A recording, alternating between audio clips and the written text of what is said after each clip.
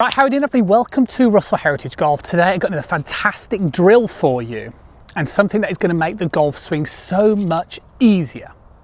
Now this video is part of a series, and the most recent update we talked and started to talk about the grid system.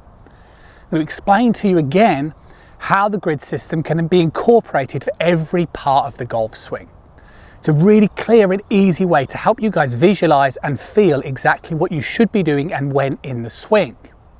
Now, I've been reading all of the comments that have been coming into the channel, and we'll answer all of these as we move throughout this series.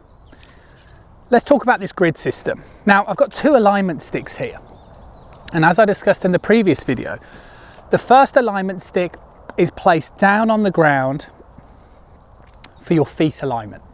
So this should be parallel towards the direction where you're aiming. So I'm going to aim straight down in this direction towards that red flag in the distance. So as you can see here, this flag represents my target line. This is parallel towards my feet line. The next cane just goes perpendicular to it, okay?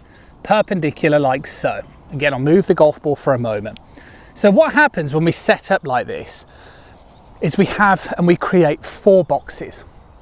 So for our right-handed golfer, we have box 1, 2, 3 and box 4. And what I love about this drill, as many of you experienced already, is you can do it at home, or you can also do this down the driving range in your practice as well. So what are we doing today to incorporate this grid system again? Well, one of the biggest problems that I tend to see with amateur golfers is it goes wrong in the first move, that takeaway. It's a big problem for most amateurs. And without going into vast detail as to exactly why, the problem that I see with a lot of amateur golfers is they trigger too much rotation in the first part of the golf swing.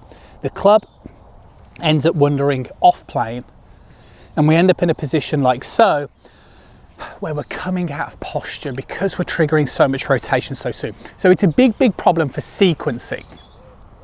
So what should happen? Well, I'm going to face you guys now. So now this time, if I was aiming in this direction, box 1, box 2, box 3 and box 4.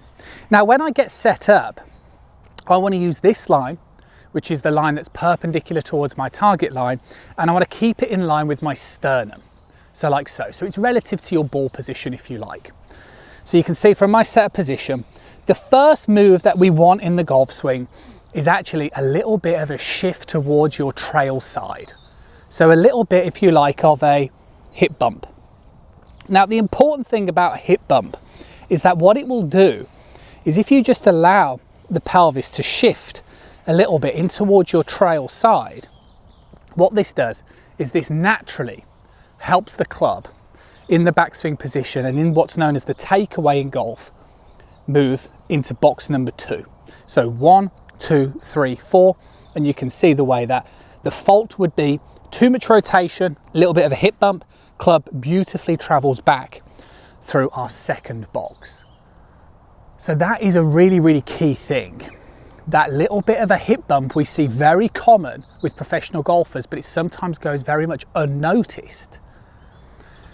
The thing about this little bump as well is not only does it help the club travel back in that second box, which is a really important feature of the initial part of that backswing position, but also whilst you're doing this and you're keeping your head nice and centered, it's helping you shift pressure towards your trail side. Now, by the time you get back to what's known as a left arm horizontal position, which would be like so, what you want to be concentrating on is a little bit of a bump towards that trail side. Key term I would suggest would be width. Width is a really important thing. Width in terms of feel like your hands and arms are keeping the club away from the body. Okay, like I said earlier, big problems that I tend to see, too much rotation too soon, arms get too bent, club's stuck. Doesn't matter how good your downswing is, you're stuck from here. If you can bump a little bit towards your trail side and keep those arms wide, then you're going to have a really powerful position in this takeaway. And that's a really key thing. So in that initial part of the backswing, you should be feeling width, pressure in that trail leg and a nice centered position. And if you can blend those three things into that early backswing position, so nice wide, little bit of that bumping towards that trail side and head staying nice and centered, you're going to have a really powerful looking backswing position, which then we can talk about the completion of our backswing in the next part of this series.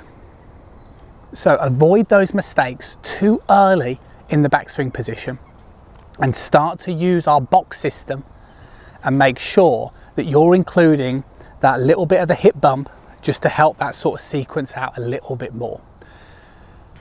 Hopefully you've enjoyed the video.